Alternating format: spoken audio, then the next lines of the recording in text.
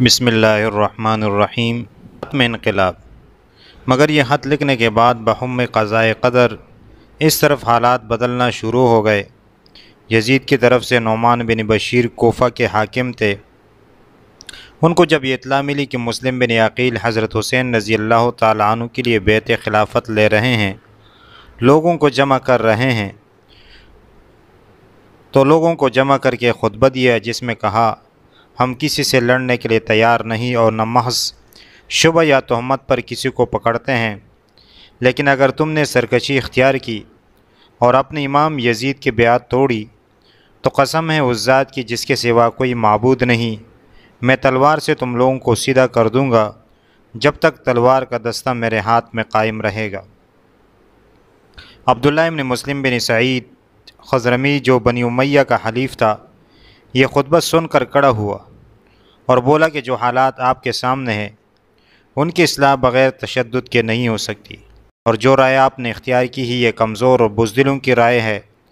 نعمان بن بشیر نے جواب دیا کہ میں اللہ تعالیٰ کے اطاعت میں کمزور بزدل سمجھا جاؤں، یہ میرے نزدیک اس سے بہتر ہے کہ اس کی معصیت میں دلیر و بہادر کہلاؤں۔ یہ دیکھ کر خود عبداللہ بن مسلم نے براہ راست ایک خط یزید کو بھیج دیا جس میں مسلم بن عقیل کے آنے اور حضرت حسین رضی اللہ تعالیٰ عنہ کے لیے بیعت لینے کا واقعہ کا ذکر تھا، اور یہ خط لکھ کر کے بھیجا، اور جس میں یہ تھا، اگر تمہیں کوفہ کی کچھ ضرورت ہے اور اس کو اپنے قبضے میں رکھنا چاہتے ہو تو یہاں کے لیے کسی قوی آدمی کو فوراً بھیج دیجئے جو آپ کے احکام کو قوت کے ساتھ نافذ کر سکے۔ موجودہ حاکم نعمان بن بشیر یا تو کمزور ہے یا قصداً کمزوری کا معاملہ کر رہے ہیں۔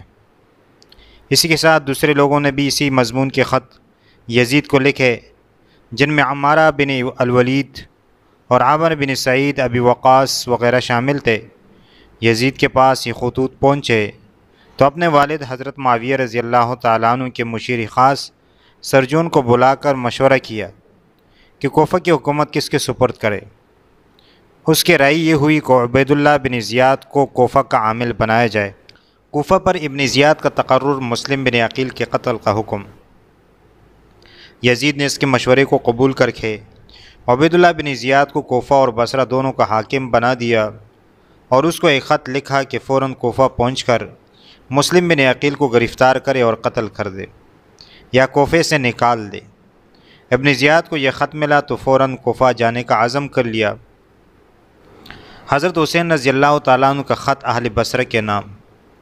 ادھر ایک واقعہ یہ پیش آیا کہ حضرت حسین رضی اللہ تعالیٰ عنہ کا ایک خط اشراف اہل بصرہ کے نام پہنچا جس کا مضمون یہ تھا، آپ لوگ دیکھ رہے ہیں کہ رسول اللہ صلی اللہ علیہ وسلم کی سنت مٹ رہی ہے اور بدعات پلائے جا رہی ہے، میں تمہیں دعوت دیتا ہوں کہ کتاب اللہ اور سنت رسول صلی اللہ علیہ وسلم کی حفاظت کرو اور اس کے احکام کی تنفیذ کے لیے کوشش کرو۔ یہ خط خفیہ بھیجا گیا تھا اور سب نے تو اس خط کو راز میں رکھا، لیکن منذر کو یہ خیال ہوا کہ کہیں ایسا نہ ہو کہ یہ خط لانے والا خود ابن زیاد کا جاسوس ہو، اس لیے اس نے یہ خط ابن زیاد کو پہنچا دیا، اور جو شخص یہ خط لے کر آیا تھا اس کو بھی ابن زیاد کے سامنے پیش کر دیا۔ ابن زیاد نے اس قاصد کو قتل کر ڈالا اور اس کے بعد اہل بصرہ کو جمع کر کے خطبہ دیا جس میں کہا، جو شخص میری مخالفت کرے میں اس کے لیے ایک عذاب علیم ہوں، اور جو موافقت کرے اس کے لیے راحت ہوں۔ مجھے امیر المومنین نے کوفہ جانے کا حکم دیا ہے، میں صبح وہاں جا رہا ہوں اور اپنے بھائی عثمان بن زیاد کو بصرہ میں اپنے قائم مقام بناتا ہوں۔ میں تمہیں متنبہ کر دینا چاہتا ہوں کہ اس کے حکم کی مخالفت کا دھیان کبھی دل میں نہ لانا، اور اگر مجھے کسی شخص کے متعلق خلاف کی خبر ملی تو میں اس کو بھی قتل کر دوں گا، اور اس کے ولی کو بھی، اور اس کے خاندان کے عریف یعنی لیڈر کو بھی۔ تم مجھے جانتے ہو کہ میں ابن زیاد ہوں۔ ابن زیاد کوفہ میں۔ اس کے بعد ابن زیاد اپنے ساتھ مسلم بن عمر باہلی اور شریک کو ساتھ لے کر کوفہ کی طرف روانہ ہو گیا۔ کوفہ کے لوگ پہلے حضرت حسین رضی اللہ تعالیٰ عنہ کی آمد کے منتظر تھے، اور ان میں بہت سے لوگ حضرت حسین رضی اللہ تعالیٰ عنہ کو پہچانتے بھی نہ تھے۔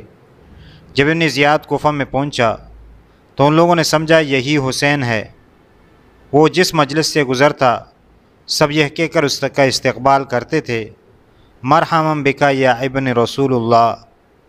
ابن زیاد یہ منظر خاموشی کے ساتھ دیکھ رہا تھا اور دل میں کڑتا تھا کہ کوفہ پر تو حضرت حسین رضی اللہ تعالیٰ عنہ کا تسلط ہو چکا ہے۔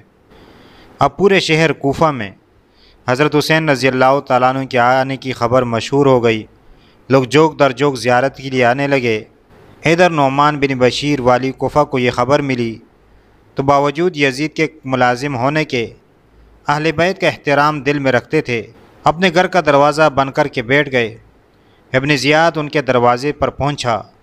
لوگوں کا ہجوم ان کو حضرت حسین رضی اللہ تعالیٰ عنہ سمجھ کر ساتھ تھا، جس کا شور و شغب اور ہنگامہ نعمان ابن بشیر نے اندر سے سنا تو وہیں سے آواز دی کہ جو امانت یعنی ولایت کوفہ میں میرے سپرد ہے وہ میں آپ کے حوالے نہ کروں گا، اس کے علاوہ میں آپ سے لڑنا نہیں چاہتا۔ ابن زیاد خاموشی کے ساتھ یہ سب مظاہرے اور والی کوفہ کا معاملہ دیکھ رہا ہے۔ اب اس نے دروازے کے قریب پہنچ کر نعمان کو آواز دی کہ دروازہ کھولو، میں ابن زیاد ہوں، یزید کی طرف سے مامور ہو کر آیا ہوں۔ اس وقت دروازہ کھولا گیا اور اندر جانے کے بعد پھر بند کر لیا گیا۔ ہمیں سپورٹ کرنے کے لیے ہمارے چینل کو ابھی سبسکرائب کر لیں اور بیل کے آئیکن پر کلک کر کے ہماری لیٹسٹ ویڈیو کی نوٹیفیکیشن بر وقت حاصل کریں۔